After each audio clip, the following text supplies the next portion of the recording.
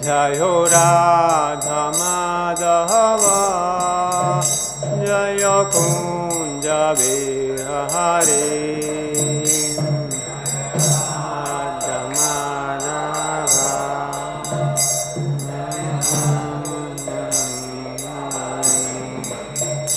Jai Gopi Janna Vallabha Jaya Giri Varadhari Jayo Giri Varadhari Gopi Janna Vallabha Giri Varadhari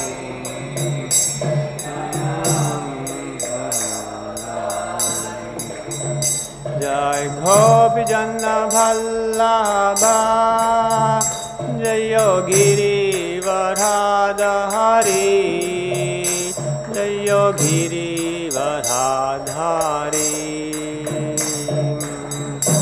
Janna Vallabha Jayo Giri Varadhari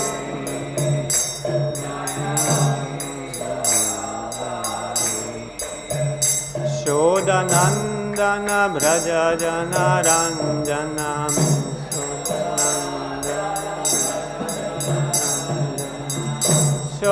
Shodanandana Braja Jana Ranjana Shodanandana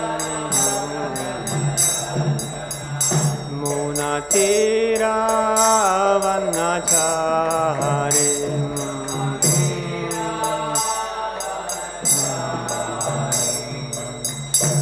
Munatira Vanachari Munatira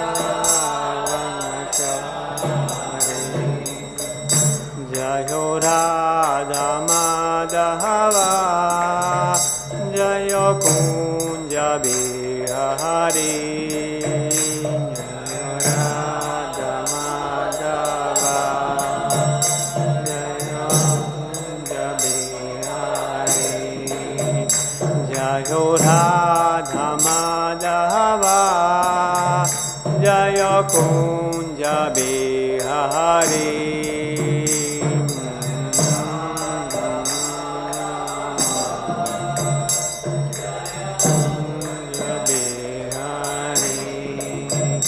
Jai Gopi Janna Vallabha Jayo Giri Varadhari Jayo Giri Varadhari Gopi Janna Vallabha Jayo Giri Varadhari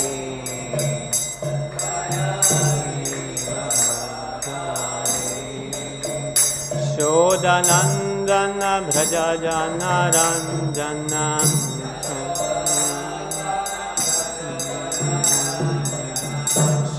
Shodanandana Braja Jana Ranjana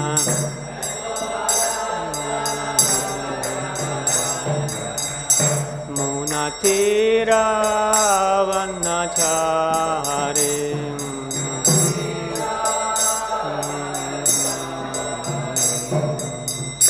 Jayo Radha Madhava Jayo Kunja Bihari Jayo Radha Madhava Jayo Kunja Bihari Jayo Radha Madhava Jayo Kunja Bihari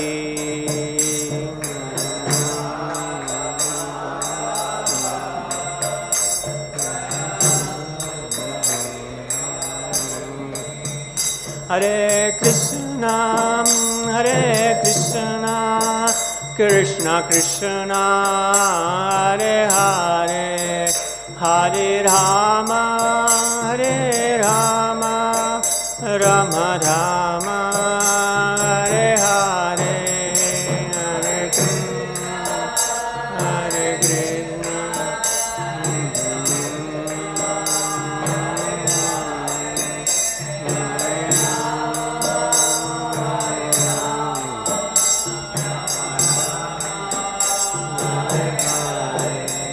Hare Krishna,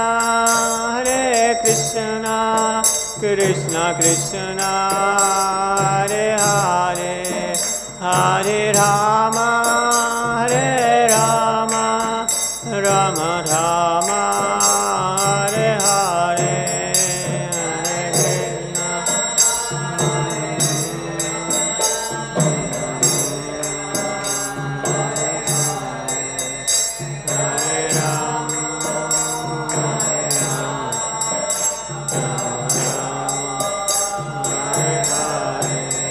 Hare Krishna.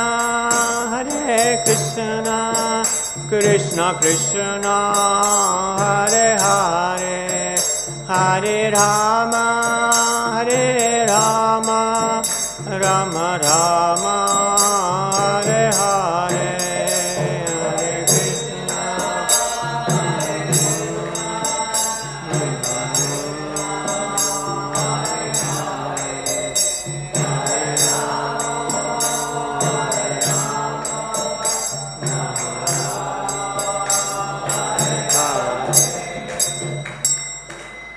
Shri Radha Madhava ki jai, Srila Prabhupada ki jai.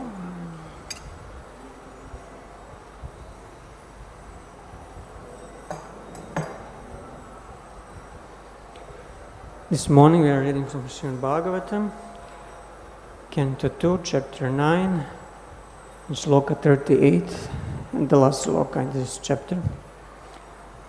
Om Namo Bhagavate Vasudevaya. Om Namo Bhagavate Vasudevaya.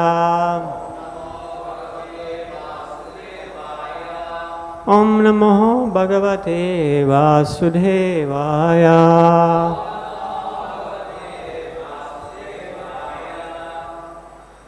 Sampradishyaivam ajano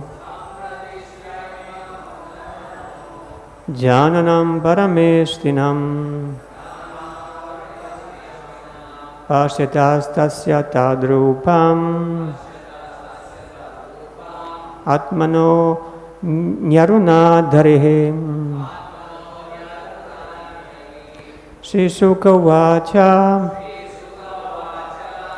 Sampradishyaivam ajano jananam parameshtinam pasyatastasya tadrupam atmano nyarunadharehe. Please chant.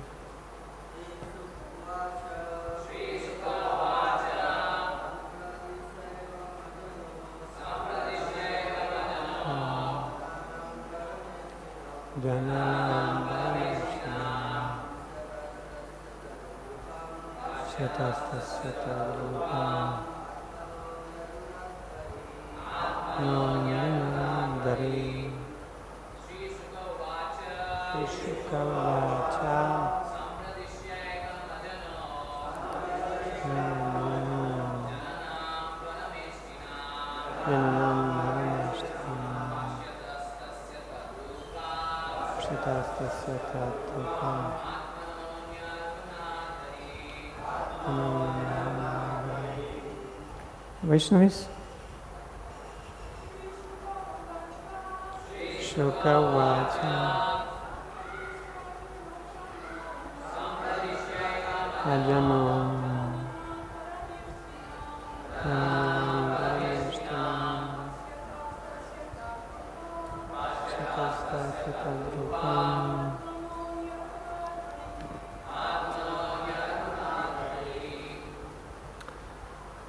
Word by word, Shri Shuka Vacha.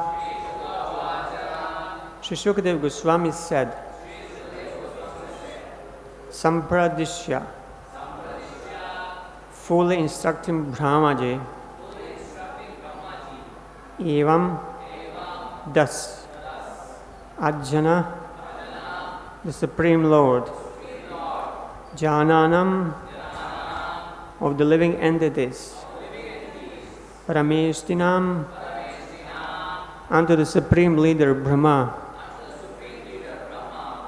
Pashyatha, while he was seeing, Tasya, his, Tatrupam, that transcendental form, Atmana, of the Absolute, Nyarunat, disappeared. Hari, the Lord, the personality of Godhead. Translation and purport by His Divine Grace, A.C. Bhaktivedanta Swami Srila Prabhupada. Sri Sukadeva Goswami said to Maharaj Parikshit, the Supreme Personality of Godhead, Hari, after being seen in his transcendental form, instructing Brahmaji, the leader of the living entities, disappeared. Purport. In this verse, it is clearly mentioned that the Lord is Ajjana, or the Supreme Person, and that he was showing his transcendental form, Atmanorupam, to Brahmaji, while instructing him in the summarization of Srimad Bhagavatam in 4 verses. He is Ajjana, or the Supreme Person, amongst Jananam, or all persons. All living entities are individual persons, and amongst all such persons, Lord Hari is supreme, as confirmed in the Shruti mantra, Nityo Nityanam Chetanas Chetananam, Katha Upanishad. So there is no place when personal features in a transcendental world as there are impersonal features in the material world. Whenever there is a Chetana or knowledge, the personal feature comes in the spiritual world. Everything is full of knowledge, and therefore everything in the transcendental world, the land, the water, the tree, the mountain, the river, the man, the animal, the bird, everything is of the same quality, namely Chetana. And therefore everything there is individual and personal. Srimad Bhagavatam gives us this information as the supreme Vedic literature, and it was personally instructed by the Supreme Personality of Godhead to Brahmaji, so that the leader of the living entities might broadcast the message to all in the universe in order to teach the supreme knowledge of Bhakti Yoga. Brahmaji, in his turn, instructed Narada, his beloved son, the same message of Srimad Bhagavatam, and Narada in turn taught the same to Vyasadeva, who again taught it to Sukadeva Goswami. To Sukadeva Goswami's grace and by the mercy of Maharaj Parikshit, we are all given Srimad Bhagavatam perpetually to learn the science of Absolute Personality of Godhead, Lord Shri Krishna. Om Jnanatimrandasya Gnanjana Salakaya Chakshur Unmilitam Yena Tasmai Shri Gurave Namaha. Namam Vishnu Padaya Krishna Prashtaya Bhutale Srimate Bhaktivedanta Swaminiti Namine. Namaste Saraswati Deve Ghodavani Vracharine Nirvishesha Shunyavadi Pasyata Deshatharine. He Krishna Karana Sindho Dina Bandho Jagatpate Gopesha Gopiga Kanta Radha Kanta Namostute Tapta Kanchana Gorangir Hade Vrindavaneshwari Vrishabhanu Sute Devi Pranamami Hari Priye. Namo Mahavadanyaya Krishna Prema Pradayate Krishna Krishna Chaitanya Namne Gaurat Vishre Namaha. Jai Shri Krishna Chaitanya Prabhu Nityananda Shri Advaita Gadadhar Shivasadi Gaura Bhakta Vrinda. Hare Krishna Krishna Krishna Hare Hare Hare Rama Rama Rama Hare Hare.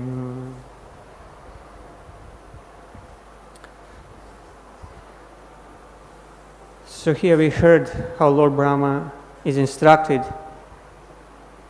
by the Lord to help him understand him. So he was taught Chatushloki, which is Srimad Bhagavatam in the nutshell, nucleus of Srimad Bhagavatam. And this is what Bhagavatam is meant for. It is meant to help us understand the Lord. And then, by doing so, engage in a devotional service, which is natural activity of law of all living entities. It is mentioned here, ajana janano parameshtinam, that the Lord, He is the supreme leader of the living entities. So from the very beginning of Srimad Bhagavatam, we hear who the Lord is. Shukadeva Goswami is telling us. So very first sloka, Janman yasya yatton bhayat ittaratar chatish abhigyaha swarat. We hear that the Lord, He is the primeval cause of all causes of creation, sustenance, and destruction of the manifested universes. We hear that He is directly and indirectly conscious of all manifestations, and that He is completely independent. He is Swarat. And then we hear also, Tene Brahma Hridaya Adi Kavaye Mukhyanti Yad Suryaha. We hear that He instructed this knowledge in the heart of Brahmaji, as it's mentioned in this chapter. Brahma Hridaya Adi Kavaye. And that Mukhyanti Yad Suryaha, that even the demigods, Suras, that they are, put in illusion by Him. They cannot understand Him. Even the great sages and demigods. Tejuvari mridam yatavinima yatratri sargum risha. So they are bewildered by Him as one is bewildered by the illusory representations of water seen in fire or land seen on water. And only because of Him, all the material universes, which are temporarily manifested by the reactions to the three modes of three gunas material nature, only because of Him, these universes appear real, although in essence they're unreal. And dhamna svena sadhanirastahuham satyam param dhimahi. Dhimahi, I meditate upon Him who is eternally present in His eternal transcendental abode, which is forever free from all illusory representations of this material world. I meditate upon Him because He is the absolute truth. Satyam param dhimahi. So this is all to help us understand the Lord. So what is the result of understanding the Lord? The result is this one goes to Dhamna Svena, His transcendental abode that is eternally free from all deficiencies of this world. And we hear in Bhagavad Gita, Janma karma chame divyam evam yoveti tatvadaha tyaktva deham punarjanma naiti mam eti sorjuna. One who knows the transcendental nature of my appearance and activities does not, upon leaving the body, take his birth again in this material world, but attains my eternal abode, O Arjuna. So Krishna is telling Arjuna that just by understanding Him, will not take birth in the material world again. So the point is being made here that we cannot understand Krishna on our own. By our own capacity, with our own intelligence, it's just impossible to understand Him. So everybody who is materially born, including demigods, they cannot understand the Lord, including Lord Brahma, who is born from the lotus, but this is also material birth. Still he, on his own, cannot understand the Lord. He needs the help from the Lord. He needs to be instructed by the Lord.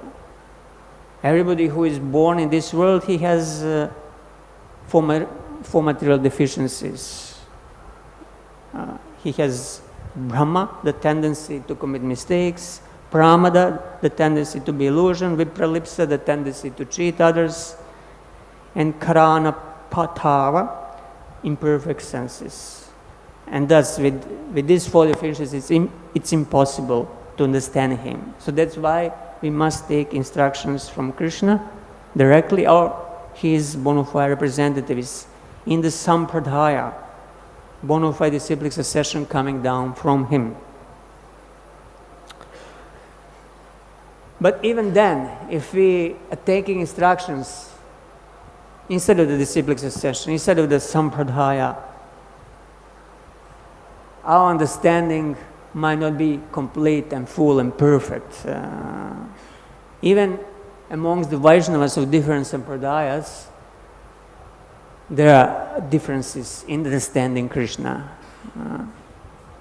Some of them, they understand Narayana, understand Vishnu, but it's difficult for them to understand Krishna, accept him as the supreme original person. And even those who understand Dwaraka Krishna, Mathura Krishna, for them it might be difficult to understand original Vrindavan Krishna, Vraj Krishna. So Sampradishya, we have the first word of this shloka, meaning he fully instructed Brahmaji. So it has the same word root as Sampradaya. And we know that we are coming in the Sampradaya from Lord Brahma, and then comes Narada, Vyasa, Madhva. So Madhvacharya is one of the acharyas in our Brahma Madhva Gaudiya Vaishnava Sampradaya. So let's look a little bit, for example, of some of the Madhvacharya's understandings. For example, he says that seeing differences in the incarnation of Vishnu is one of 9 dveshas. So how can Krishna be superior to Vishnu when they are the same?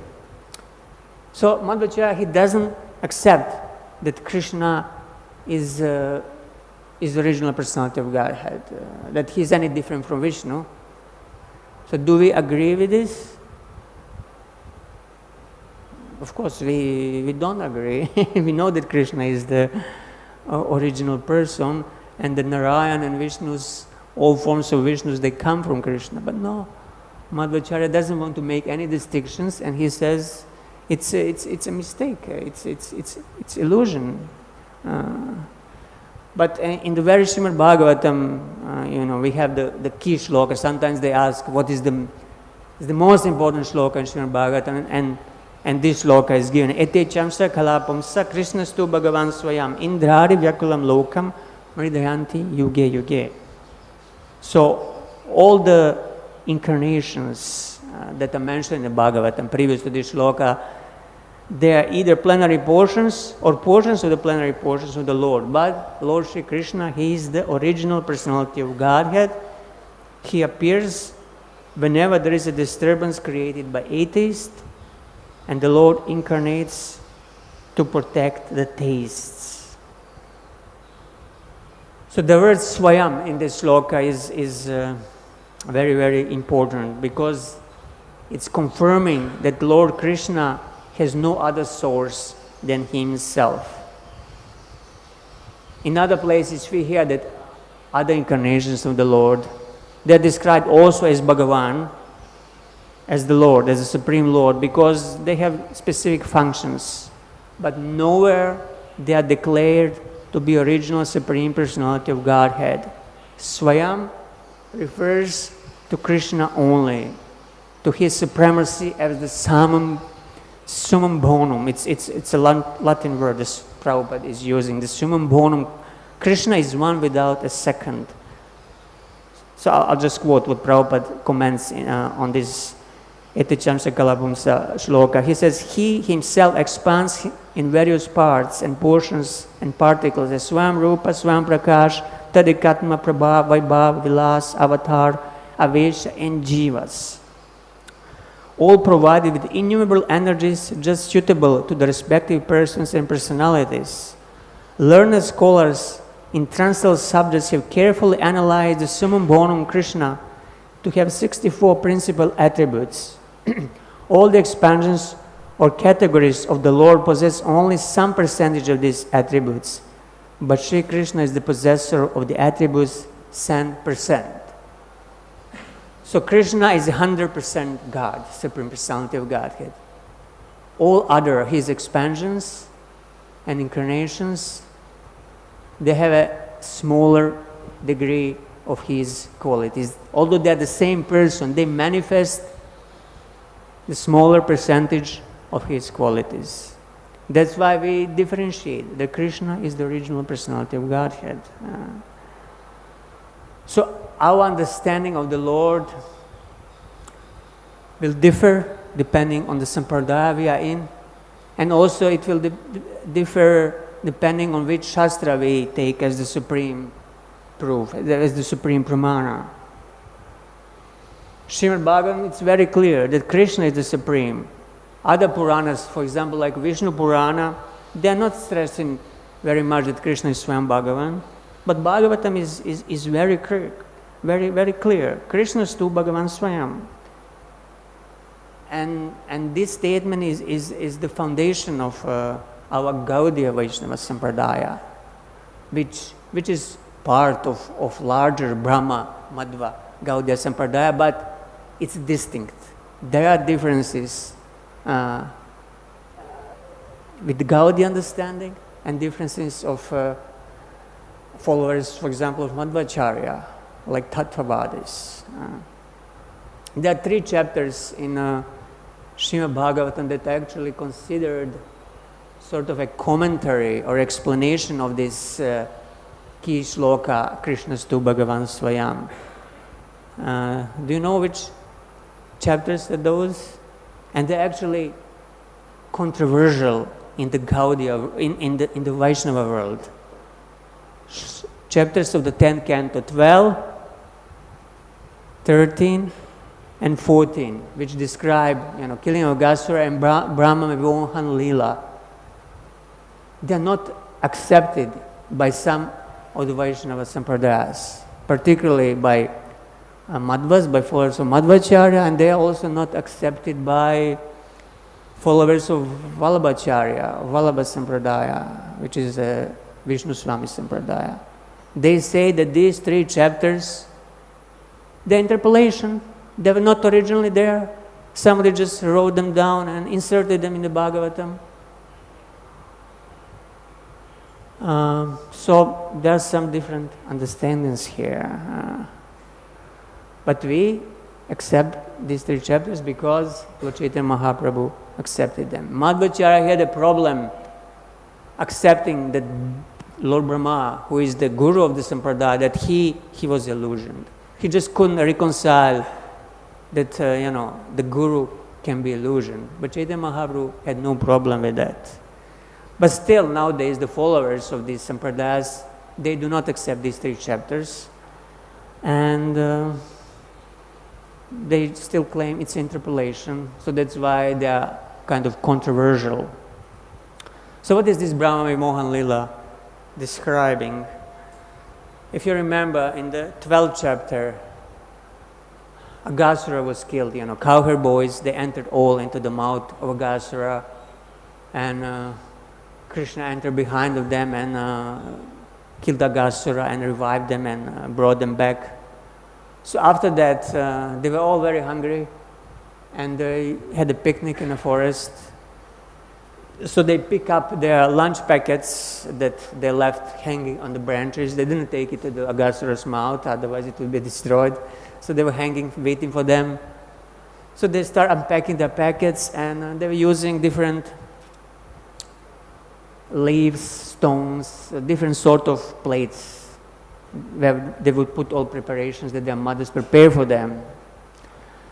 And then it's not that everybody just ate their own lunch. No, they shared with each other. They were giving to their neighbors and to Krishna especially. They were sharing, oh Krishna, please try this, please try that. And Krishna was sitting in the middle, as in the middle of the lotus flower. And it's described that all cowherd boys, they thought that Krishna is facing just them. And there were hundreds, if not thousands of cowherd boys. So it was not possible, but for Krishna, it was not impossible. So that he was facing all of them and had exchange with all of them.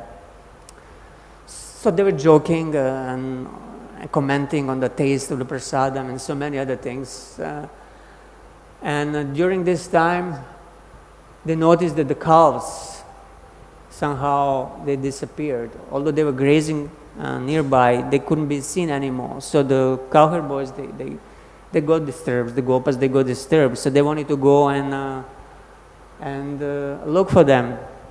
But Krishna told them, no, don't bother. I'll find the cows very fast. You just stay here and take your lunch in peace. And he got up, and he still had, the lump of rice with the yogurt in his left hand. Sometimes, people ask, why in the left hand? No, he was keeping the left hand because other boys, they were giving him rice, and so he was keeping in the left hand, and then he was eating it from the left with the right. So, by still holding that lump of rice with the yogurt, he wandered off in search for the calves, but he couldn't find them anywhere.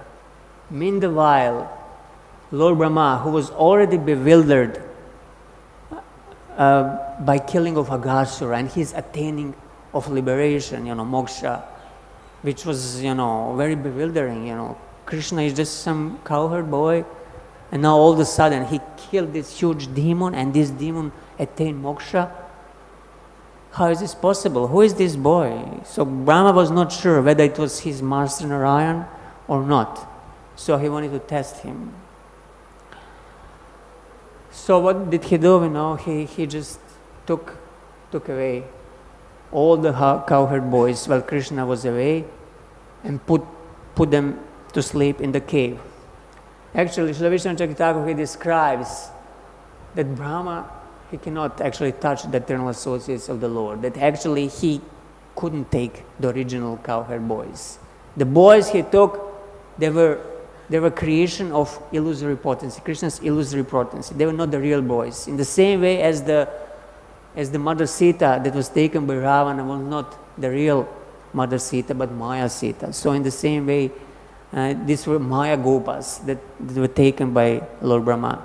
Anyway, he took them away and put them to sleep in order to test Krishna.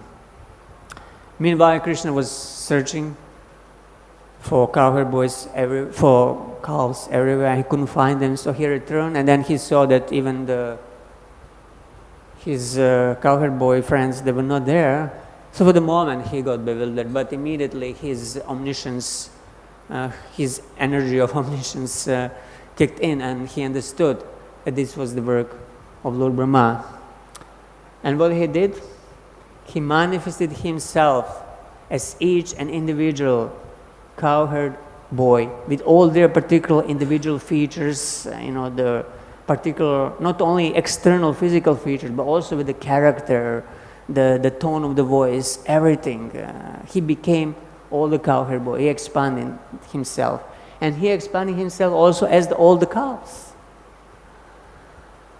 And actually this was done in order to satisfy all the elderly gopis in Vrindavan, who for a long time they cherished desire to have Krishna as their own child. They all had their own sons, but somehow they felt greater affection and greater love to Krishna because he is the soul of all souls. And now Krishna fulfilled their desire and manifested himself as their own child. So when they went all home, calves and the cowherd boys, when they all went home, the elderly gopis, they would, clean their bodies, they would massage them, they would dress them, decorate them, and in this way they served Krishna personally for 1 full year. And the cows also, although these cows, they already had, younger calves that were born to them, still they had greater affection to the older cows because they were Krishna who expanding himself. So they were licking them and giving them their milk to drink. So in this way, Krishna performed his pastimes for 1 full year. That's why this pastime of killing Aghasura, it was not revealed only it was revealed only 1 year later, when they were all, when Krishna was already in Pauganda age. That was the question that Maharaj Parishad had to Sukadeva Goswami. Why this pastime of killing Aghasura was revealed only 1 year later? The answer was simple. Krishna was performing the pastimes for 1 year and nobody suspecting anything. Only 5-6 days before the end of the 1 full year, Lord Balaram noticed something very unusual. He noticed that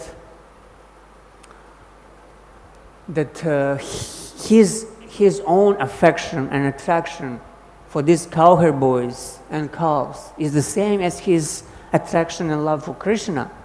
And he noticed also that affection and love of all residents of Vrindavan was also same as love they had for Krishna, which was unusual. Usually, their affection for Krishna was much greater. But no, he noticed it's completely the same. So he became suspectful and he came to Krishna and inquired from him. And then Krishna explained to him, this and this happened. Lord Brahma took all our friends away, and what could I do? I had to expand myself. And then Lord Balaram, he understood.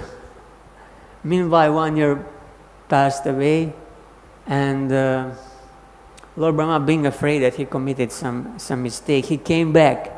And what did he notice? He noticed, that the Krishna's pastime was still going on in the same way as before. And he noticed that all the cowherd boys he stole, they were there. And then he looked back in the cave, but no, they were sleeping there. But at the same time, they were playing with Krishna. So he was completely bewildered. He couldn't understand which cowherd boys he took and which were the real ones, which were not the real ones. In this way, he was put in complete illusion. That's why it's called Brahma Vimohan Lila. And then by Krishna's grace, the veil of Maya opened and he saw all the cowherd boys and all the cows in the four-handed forms of Vishnu, and he understood that actually they were all Krishna who expanding himself. And then in great humility, he came, in front of Krishna in the remote place and offered obeisances. They offered very nice prayers, Brahma Stuti, that we hear of in the 14th chapter. So let me go back to Madhvacharya. He didn't comment to these three chapters. He couldn't accept that Brahma was illusion, and till today his followers and Vallabhacharya followers also, they reject these 3 chapters. What is the other problem apart from Brahma being illusion for them here is that demons that Krishna killed, that attain liberation. They just cannot accept this. Because Lord Nrsimhadev, he kills demons. He killed Hiranyakashipu. Hiranyakashipu didn't attain liberation. Lord Ramachandra, he killed Ravana. Did Ravana attain liberation? No. But all the demons, Aghasura that Krishna killed, for example, here, they straight away, after being killed, they attain liberation. So followers of Madhvacharya and Vallabhacharya, they cannot accept that. So that's why they claim that these 3 chapters are interpolation. So Lord Chaitanya, if you remember, when he was traveling South India, he met some of the Tattvavadis, followers of Madhvacharya, and he defeated them. He defeated them and established his own conclusions. So we don't agree, although we belong to the same Sampradaya, we do not agree with all Siddhanta of followers of Madhvacharya. For example, Madhvacharya also has theory of 3 types of souls.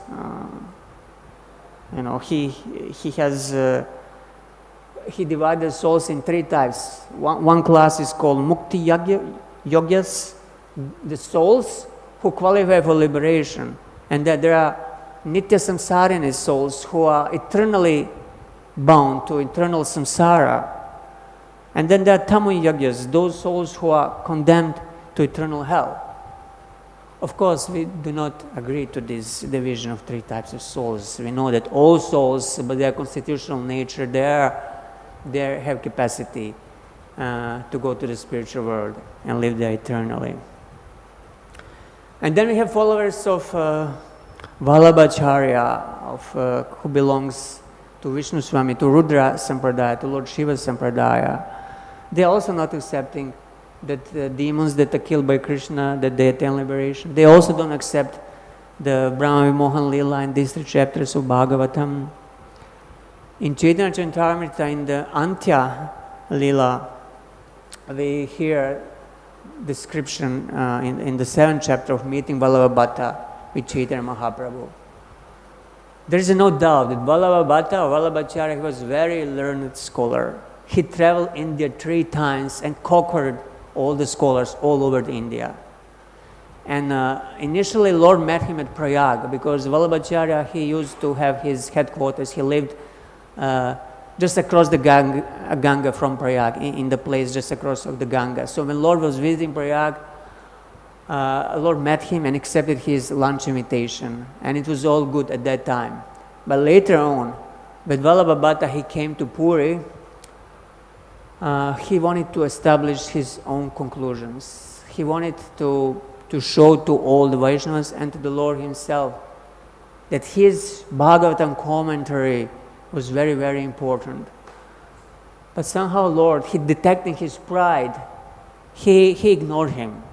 He said, I'm not qualified to understand your commentary of Srimad Bhagavatam. Please go to somebody else. I only know that for the holy name of Krishna. And then Vallabhabhata, you want to hear my explanation of the holy name of Krishna? No, I know only that Krishna is son of Mother Yashoda and Nandana, Yashoda Nandana. This is all the meaning of name of Krishna, I know. So in this way, he was repeatedly dismissing him, and the pride of Vallabhabhata was getting crushed. I'm such a great scholar, but the Lord, he was so kind to me in Prayag, but now he doesn't want to hear my explanations.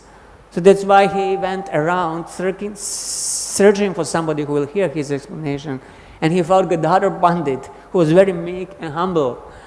And Gadadhar Pandit, he knew that Lord Chaitanya didn't approve hearing from Vallabhabhata. So that's why he didn't want to hear, but somehow by force, Vallabhabhata, he caught him and started explaining his Bhagavatam. So Gadadhar Pandit, he just closed his eyes and prayed to the Lord inside to forgive him for listening, but he couldn't just tell Vallabhabhata, don't speak, because he was very learned Brahmana and very respectable person.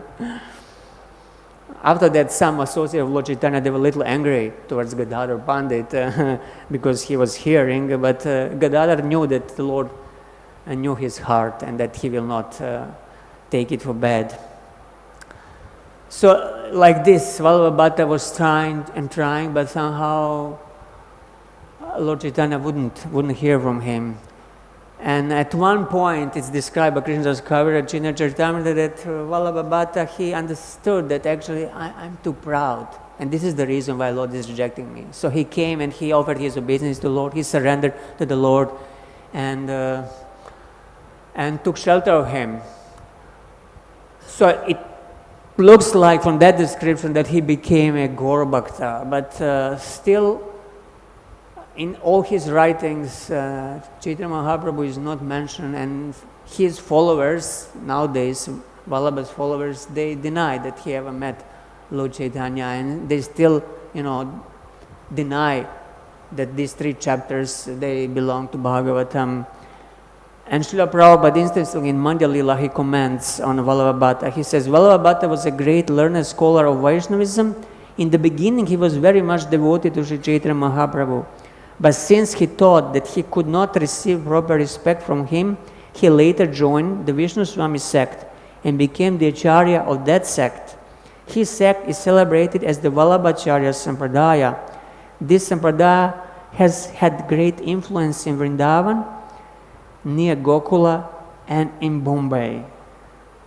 So it looks like because he wasn't accepted with his commentaries and his scholarship by Lord Chaitanya and his associates, he searched Vaishnava circle where he would be accepted. So that's why he went to the Vishnu Swami's Sampradaya, who at that time didn't have many followers, so it was easy for him to establish his superiority there and to become Acharya of that Sampradaya. So that's why we have Vallabha's Pushtimarga followers nowadays who follow Vallabhacharyas. But we are Gaudiya Vaishnavas. Srila Madhavendra Puri, he was actually one of the acharyas in the Tattvavada disciplic succession, the succession of Madhvacharya. But somehow he was inspired from within to go beyond the conclusions of Madhvacharya Sampradaya and to put prema or love of Godhead as the ultimate goal of life. So that's why the Gaudiyas who belong to Gaudiya Sampradaya, those who follow Sri Chaitanya Mahaprabhu, they are distinct from the Tattvavadas, followers of Madhvacharyas.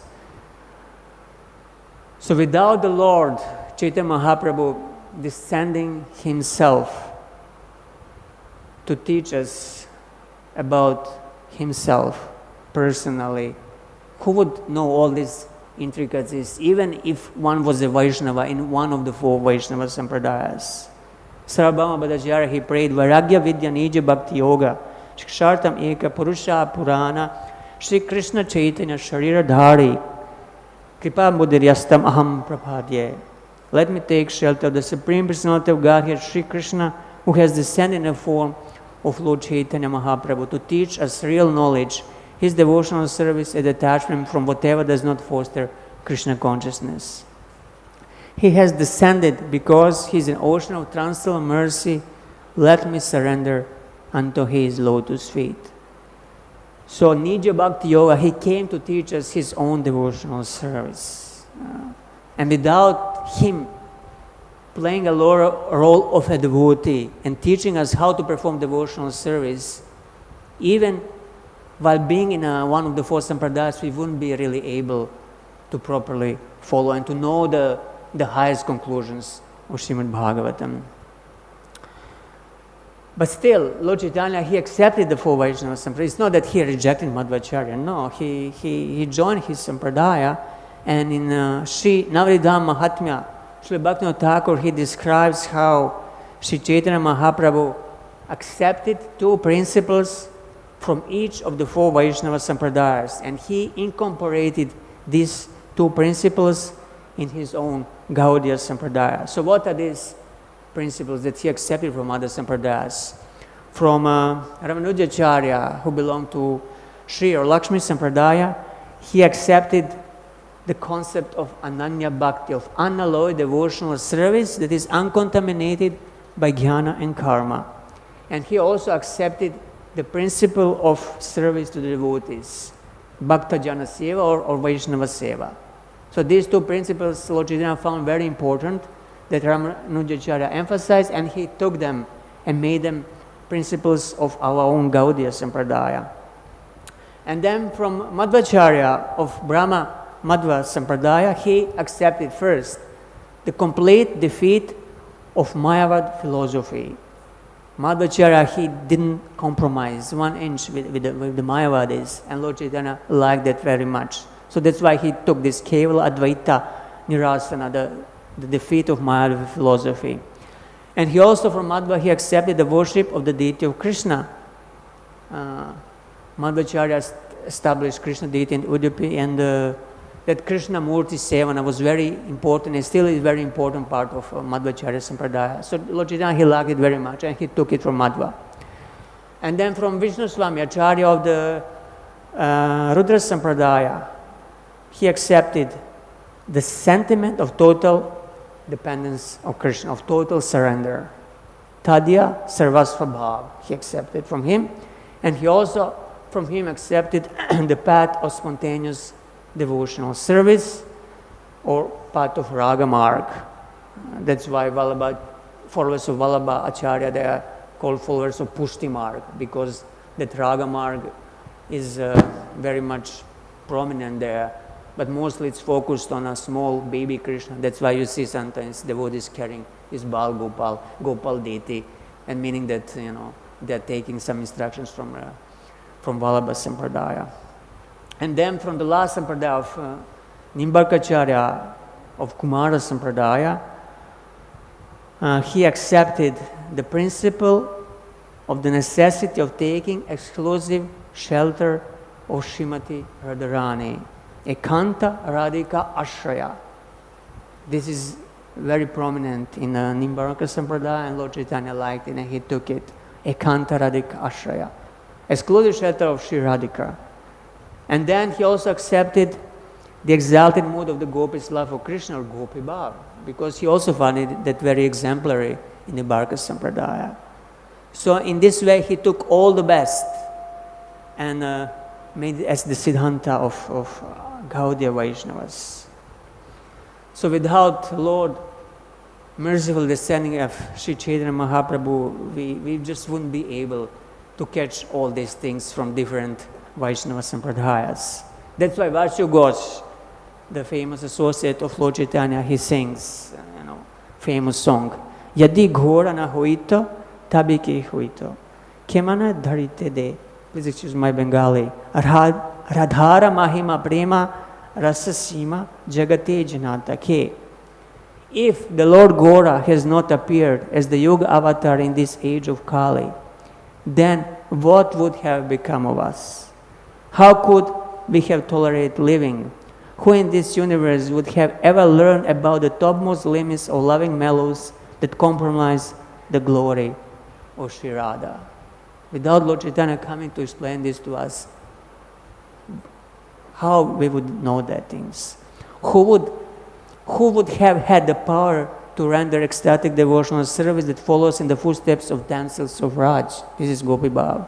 Indeed, the clever expertise of the Raja Gopis is the prerequisite for entering the supremely sweet forest of Vrinda Devi. And then Vasugar says, oh please sing again and again the glorious qualities of Lord Gauranga. Just try to keep your heart simple. Not even one person within the ocean of nations has ever seen such a magnanimous personality as he is. Gauranga bolia na ghenu gholia, kemane darine de vasur hiya pasanadya kemane gadyeche. Even though I chant the holy name of Lord Gauranga, somehow I still have not melted in ecstasy. How then I have maintained the burden of this body? How has the Creator fashioned this body with a stone in a place of Vasudeva Ghosh's heart? So he is expressing his strong feelings of gratitude to Lord Chaitanya. And similarly, we can also be very much grateful to our own Srila Prabhupada. Without him coming to the West, who would ever know anything about these things? And His Holiness Jipataka Swami Maharaj, he also composed the song which is very similar to the Vasu Ghosh songs. So he said, Yadi Prabhupada na hoite, tabe ki hoita, jivana bahite kise, nitai gurera apara karuna kedita sakhala deshe. If Srila Prabhupada had not come, what would have happened? How could we have passed our lives? Who else would have distributed the unlimited mercy of Lord Nityananda and Lord Gauranga all over the world? So, if Lord had not come, and His dear devotees like Srila Prabhupada had not come, we would have no chance of understanding anything of this great, great philosophy. But we are very fortunate that Lord Chaitanya came, that Srila Prabhupada came, and now we have just to strictly follow the teachings and practice this devotional service and take advantage of the mercy that was bestowed upon us. So I'll stop here. If you have any comments or questions, yes, Prabhu.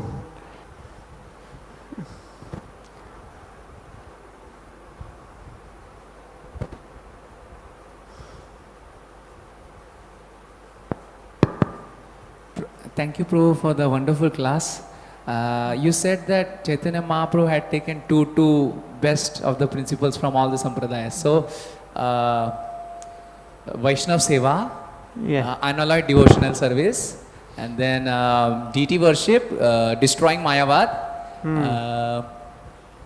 then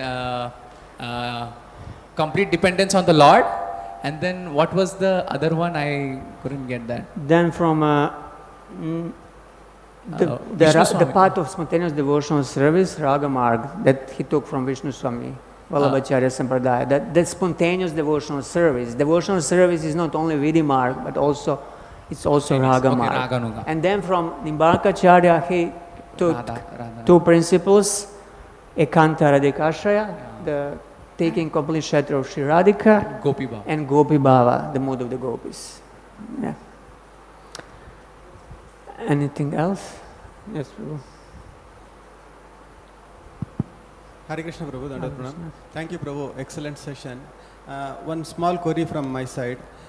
Just now you explained about Brahma Vimohana Leela. So in the Krishna book we read that when Krishna's mother was pregnant, during that time all the devatas, they used to come and offer their respects. So when they know that Supreme Lord is going to take birth before appearance himself, then how could they, like Indra also got bewildered and Brahma also got bewildered? Yeah, they know, but at the same time, they're not completely sure. Once the Krishna is born and he is behaving completely human-like way, they forget, they think, well, maybe, yeah, Lord appeared, but he went somewhere else, and this boy who is here, maybe he's just expansion, or he's just, playing some part. So somehow the Maya is so powerful that it covers them, and they are not sure, because, they're using the Lord with the four hands, Lord Narayan, and Krishna's behavior is so ordinary, he is crying, he is rolling in the dust, he is doing so many childish things, and you don't expect Supreme Lord to behave so childishly. So then the doubt comes in their mind. Maybe we made a mistake. Maybe the Lord didn't really appear here. Maybe this is just an ordinary boy.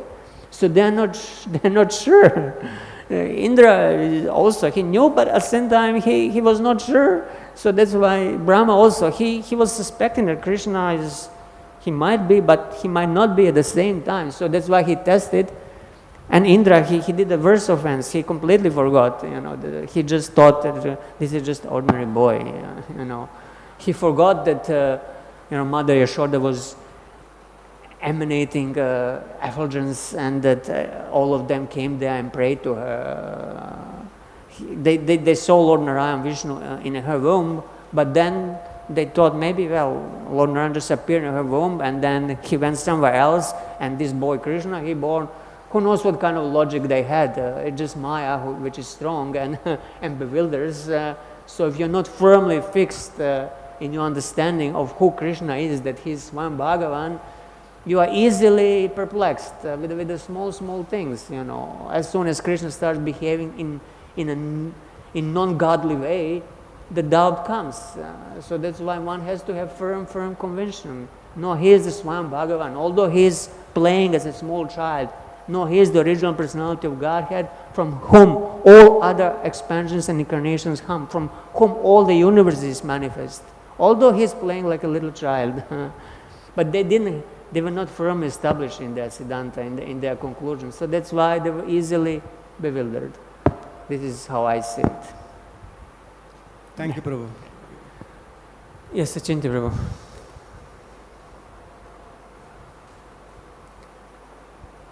Actually, Hare Krishna. Hare Krishna. Yeah, so thank you for bringing up this point that it's possible to get bewildered, because that's the nature of Krishna's material energy, that it can bewilder even Lord Brahma.